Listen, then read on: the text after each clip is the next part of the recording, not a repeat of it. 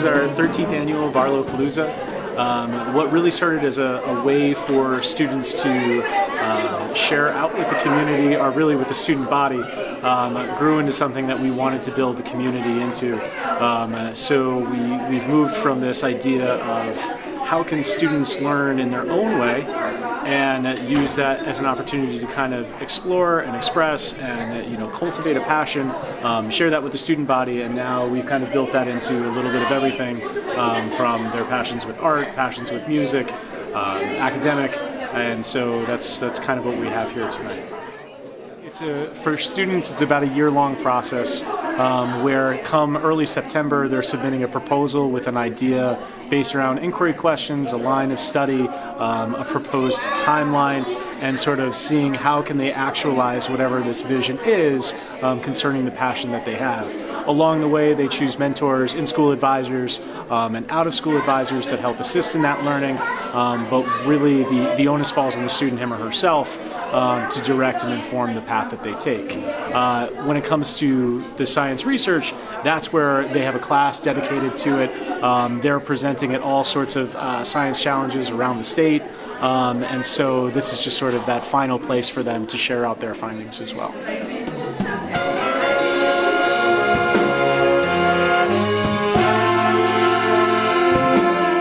Palooza is really that demonstration of, at the end, how do we really know students are learning and capturing not just the content of what we want to teach, but also that essence of why we all went into teaching. The idea was that neighborhoods and communities could build from within their own assets network. So we took that concept and we gathered about 120 community members, and that's how the original assets began. And they get a real benefit from knowing not just how to do it, not just watching a video about it, but what it feels like to be involved in that profession. So Palooza, this is our 13th year, and it's grown a little bit every year.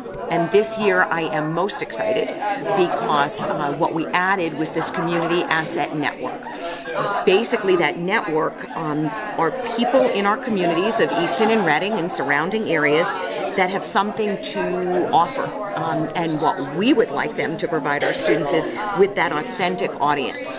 So it's one thing to have me as their principal and former teacher listening to a presentation, but when it's someone in the field and they could provide that formative feedback, we are so gracious for that.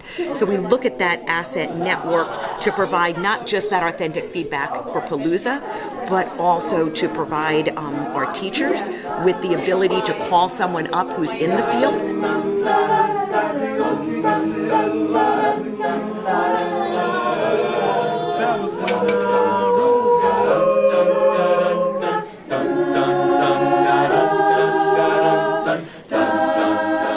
The best thing I heard about why we do this, I actually heard a few minutes ago from one of our student presentations. And she was presenting, and she had run up with a lot of roadblocks. And each roadblock, she said it would have been so easy for her to walk away and just abandon her project. Instead, she said she kept reminding herself that this was something she was passionate about. And when it's something that you're passionate about and you're pouring your heart into it, you shouldn't abandon that. People should see that, and it should be seen. And that's what Palooza is all about. It's an opportunity for our students to be seen in all of their talents.